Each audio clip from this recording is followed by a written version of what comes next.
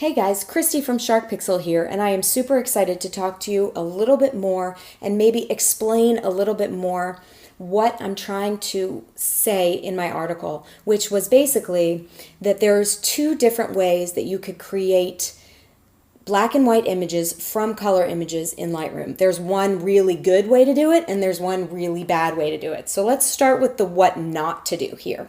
So if you're going to change your image from color to black and white, there are two ways to do it. We can either come to our saturation slider over here in the right and pull our saturation all the way down.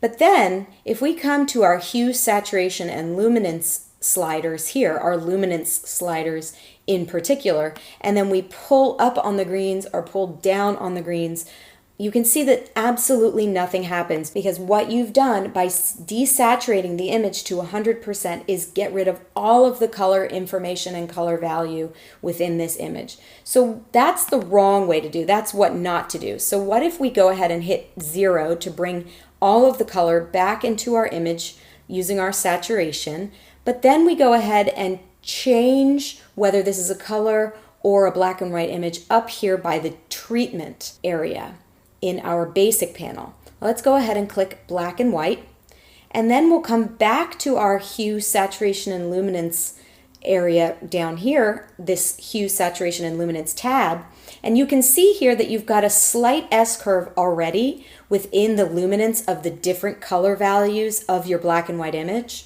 So what we could do is we could go ahead and hold down our Option or Alt key to go ahead and reset this, which will take you back to an even playing field as if you're at the beginning of this.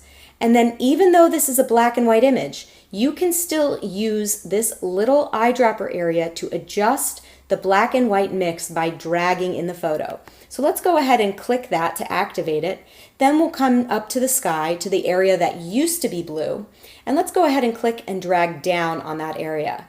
Look at what that does to that sky. You can see how very easily you were able to adjust just the blue tones and darken them, which you were not able to do had you taken and stripped all of the color and saturation info out of your image by decreasing the saturation to 100.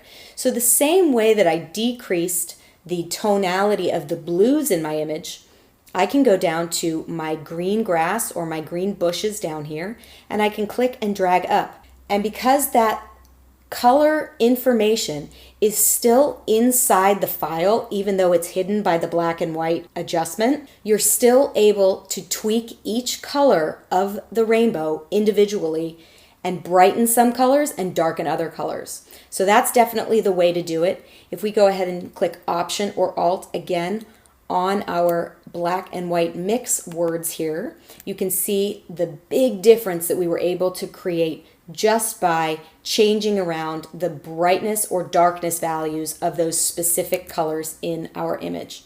I think that that looks awesome, and check out the article that I wrote in this month's Shutter magazine to dive even further into this topic of retouching your photos and turning them black and white in Lightroom.